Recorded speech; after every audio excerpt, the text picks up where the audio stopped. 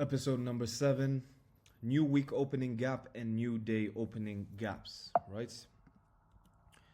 What is the new week opening gap and what is the new day opening gap?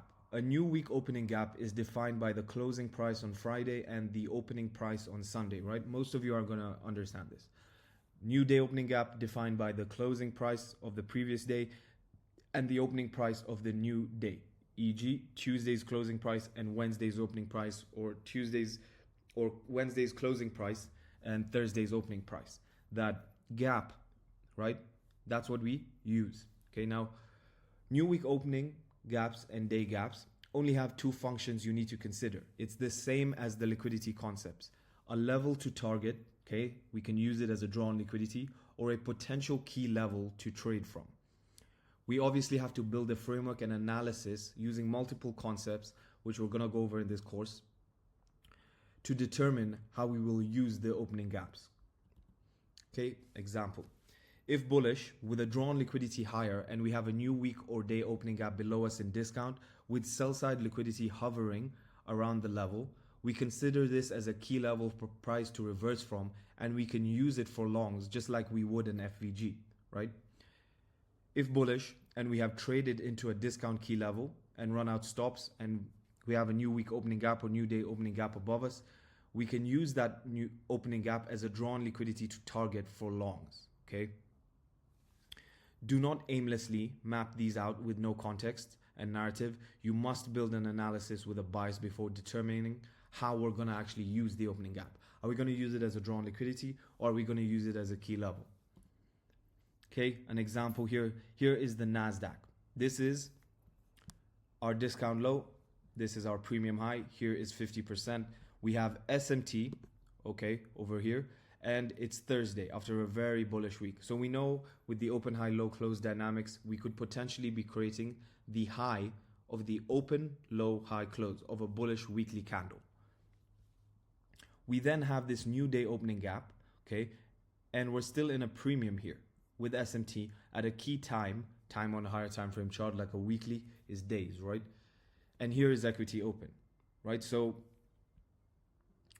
we want to target this as a drawn liquidity. Why? Because of everything I mentioned. We're in premium. It's Thursday. We're looking for shorts. There's SMT on the highs. We have already had an AMD here. We've respected this for value gap. But now, what do you see here? Okay, think about the previous lessons. Relative equal highs, right? So if we're bearish, aiming for the new day opening gap, and we have relative equal highs above us, we see the relative equal highs get run here, and then the market sells off aggressively, okay? And yes, this is equity open right here, right? So you could be thinking we missed the move. No, I'm going to teach you guys in the short-term perspectives how we're going to be able to anticipate whether 930 will go directly to our drawn liquidity or if it will be a stop hunt. So you're going to be able to capture these moves as well. Okay, looking at a bullish example here, we have SMT with YM. Here's the Nasdaq with this low right here. Okay, so and in a bullish market, there's that SMT on YM. Now notice here, it's acting as both a drawn liquidity and as a key level, depending on the framework and narrative. In this case here, we've got one drive higher, two drive, and then the market sells off aggressively, right? We could be using this new week opening gap as a drawn liquidity here. Once we close below this down close candle here, we could be looking at the new week opening gap as the drawn liquidity, okay? And then we trade down into the new week opening gap. We have SMT, okay, with YM in a underlyingly bullish higher time frame market. We run out a short-term low, then we start to trade higher. It's a key level, right, that we're using for that narrative to trade higher. Okay, another example here, right? This was the new week opening gap. It set the stage for the low of the week, which it did. And then here is using a new day opening gap. We are bullish on the higher time frame. We've had that SMT. Everything is playing out perfectly. We trade down into this imbalance.